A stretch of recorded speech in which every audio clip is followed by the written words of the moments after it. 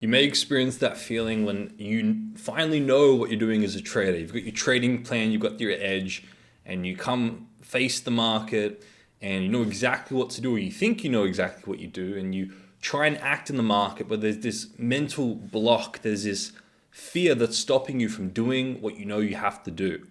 Or there's this fear that's pushing you to make a decision that isn't part of your plan. So now that you have your trading plan, you start to understand a little bit about the psychology and trading psychology. A big part that actually stops you from getting consistently paid as a trader is fear. Fear of losing, fear of being wrong, fear of being rejected by the market and seeing your analysis go wrong, and fear of missing out. And we're going to address all these components in today's masterclass. I'm going to be sharing with you where fear comes from and what exactly and specifically you can do to overcome it, to remove it from your trading. It's really not that difficult. You just have to follow exactly what I share in this masterclass. Now, traders, if you haven't already done the trading psychology archetype quiz, make sure you check that out. It's a game changer. It's going to share what of the 4 trading mindsets you have, as well as give you a protocol that you can follow to get from where you currently are to consistently profitable.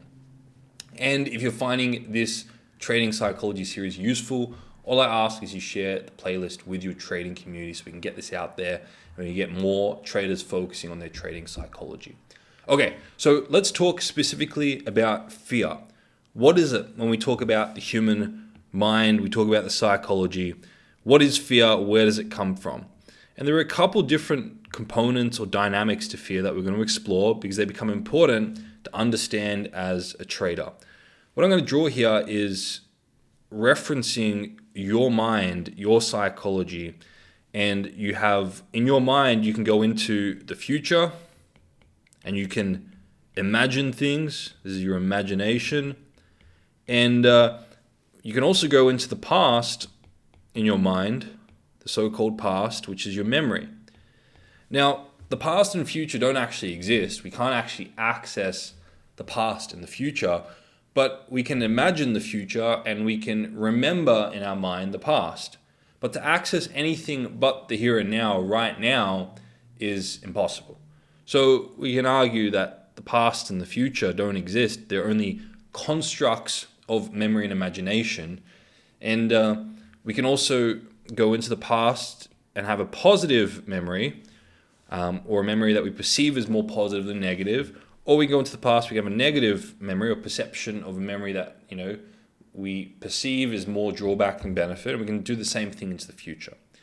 Now, if in our mind we're going into the future and we have a perception that in our mind and our imagination is going to be an experience that is more negative than positive, more drawback than benefit, more pain than pleasure, that's in the future here. That is what we call a fear. A fear is the perception that at some time in the future, you're going to experience more drawback than benefit, more negative than positive, more pain than pleasure. And, oops, that is a wonky line, but that is this little vector here. It's pointing towards you. And by the way, the present moment, you is here. Okay, it's that center point. So the fear is the perception that in the future, you're going to be experiencing more pain than pleasure. Okay? This is a fear. This is the dynamic that we have to uncover and we have to address. Now, that future fear comes from 2 different places that we're going to explore.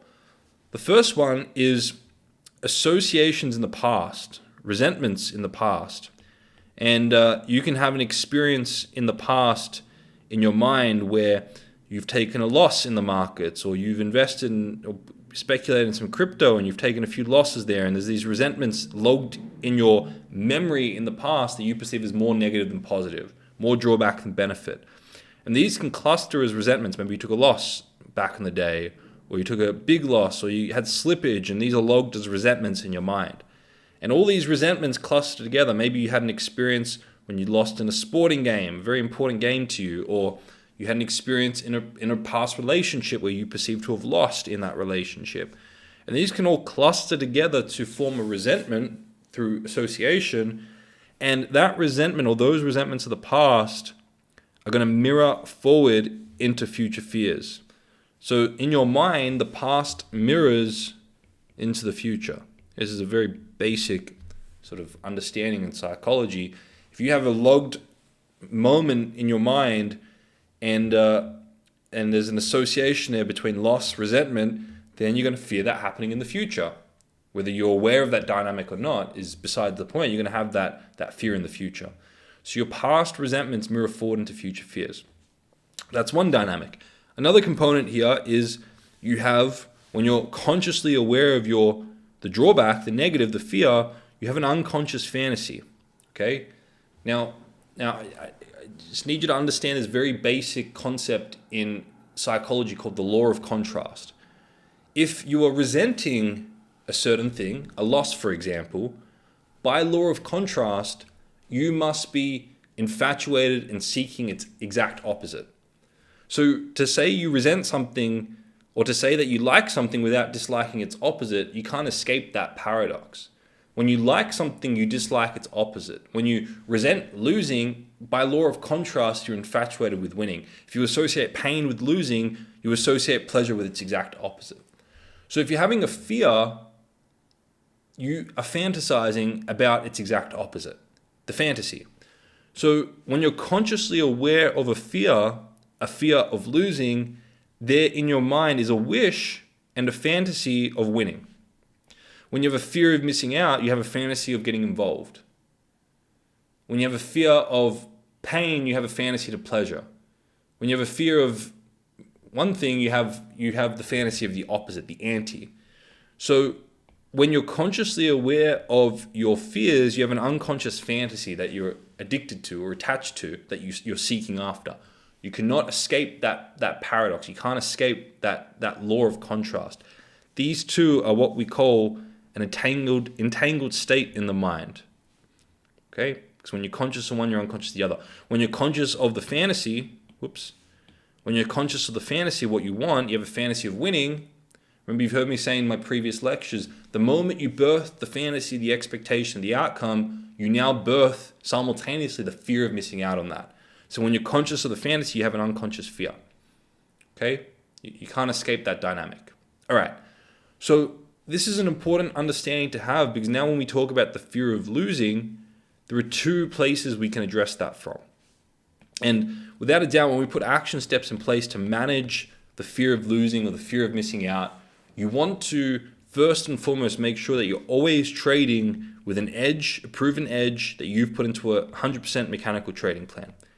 I'm going to say this in every single one of the videos of the Trading Psychology Mastery series, and I hope each and every single one of you is going to put the level of importance to this that's necessary to ensure that you have an edge you're certain in, and you've put that into a 100% mechanical trading plan that you can stick to. Okay? I may need to say it 30 times for someone to finally get that lesson, but it's very, very important. Then, after that, the next place you want to put your focus is on addressing the fantasies you have before you get into the position. If prior to the trade you have a fantasy about the outcome, you have an outcome-based expectation, a fantasy which by definition means that in your mind you are attached to a certain outcome, and that certain outcome has more benefits than it does drawbacks. Potentially an outcome-based expectation could be the certain dollar amount. Maybe you think that from this trade, I'm going to make X amount of dollars, $4,000. Or from getting into this trade, I'm going to get funded. This could be another expectation. Or from this trade, I'm going to get recognition in my community, or appreciation and recognition from my spouse or my girlfriend or boyfriend, whatever it may be. And in our mind, we're attaching all these fantasies and outcome-based expectations to that trade. Now, the moment you do that, like I mentioned, you birth the unconscious fear, which is I now have a fear of missing out on making $4,000, or a fear of missing out on that recognition, or a fear of missing out on that status of being a funded trader, or the bills that I think I could have got paid from that. So if you want to alleviate and remove fear from your trading, you have to remove the fantasies and the infatuations and the addictions from your trading. And the way you do that is by utilizing what I call the Bulletproof Your Mindset tool. It's a free tool in the description. And that tool helps you identify these fantasies before you get into the trade. and it takes you through a questioning and grounding process to alleviate those and remove those. Now, there may be some deeper work that needs to be done on the subconscious mind to identify where those fantasies come from in the first place and address the actual infatuations that are driving those fantasies, right? There is an importance for that deeper work, and that's what you'll learn if you do the 12-week program or my coaching. But a great place to start is to have an awareness of these fantasies and use a bulletproof your mindset tool to go through the questioning process to ground those fantasies. And pretty much the questioning process looks similar to this. You're reminding yourself of the uncertainty in the market, the millions of factors that play on price, and you're really humbling yourself in that moment. Pat, who do you think you are to think that you can predict what's going to happen next? And you can predict what's going to happen, and you can think that you can get all these things from the market, because the truth is nobody knows what's going to happen next in the individual trade. And that bulletproof your mindset tool, what it's doing is it's grounding you, your expectations on the outcome, your fantasies, and it's helping you go back to your trading plan. Get back to your trading plan. And when you ground those expectations on the outcome, those fantasies, and you quiet those down and you bring those down, guess what? You get rid of the fear as well. Because there's no fear of missing out, or there's no fear of losing, because there's no fantasy or attachment to certain outcomes and expectations. It's a very, very important concept to understand in psychology. It's referred to as the law of contrast. It's also partly the anchoring effect as well. Okay? It can be referred to as the law of polarity as well. Okay? Now, there's another component here, and this is what we refer to as the subconscious mind. And it's important. I've also mentioned in my previous videos that you need to go into, and if you really want to be a successful long-term trader, a long-term successful trader, you have to address the subconscious beliefs and ideas you hold, and the subconscious associations that you have around winning and losing, and good and bad, and your resentments and infatuations. It's important to go in there and address your resentments to losing. Your resentments towards losing, your infatuations with winning. And really the way you do this is your brain with winning and your beliefs. You know, sometimes you can create some beliefs around money and how much you think you're deserving of. And you can also have these subconsciously logged guilts and shames that stay logged in your subconscious mind, and they make you feel unworthy of holding on to money. So the moment you make money, you squander it, or you spend it, or you give it away. So these are all important things to address in the subconscious mind.